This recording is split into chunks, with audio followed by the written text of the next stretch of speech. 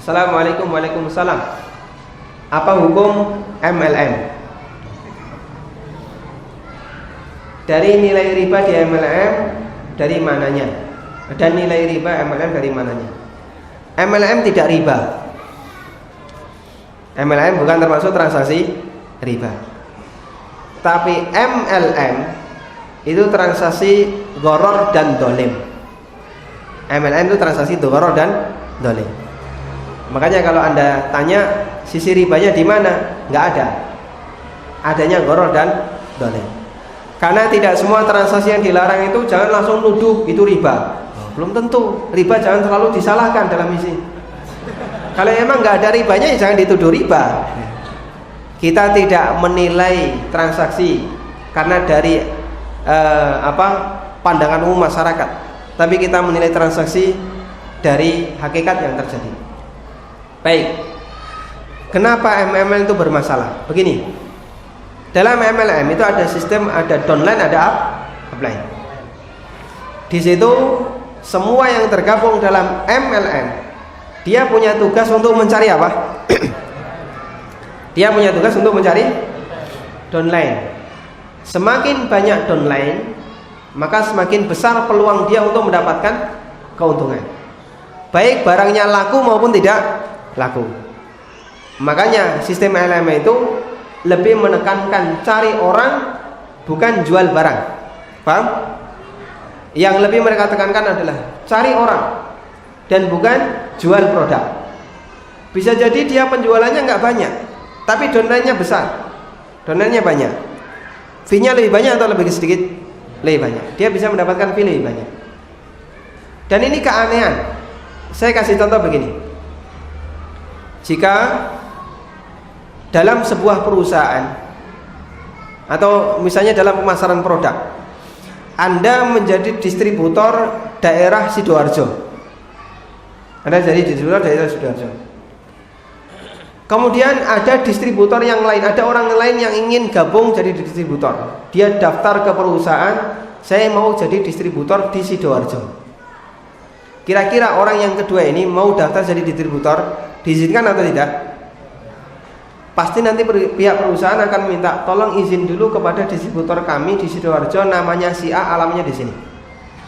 Kalau dia mengizinkan silahkan, kalau dia nggak mengizinkan nggak boleh. Normalnya demikian nggak ya? Demikian normalnya. Karena tidak ada orang distributor ingin disaingi distributor yang lain. MLM itu lain. Hebatnya MLM. Ada orang daftar MLM, dia jadi distributor. Di saat yang sama dia akan mencari orang lain, ayo turut jadi distributor, meskipun tonggonan, ya enggak? Meskipun mereka bertetangga. Karena produk ini dipasarkan dengan sistem member. Kalau jadi member langsung jadi distributor, dapat diskon sekian. Enggak wajar kalau sampai ada distributor nyari distributor pesaing yang lain.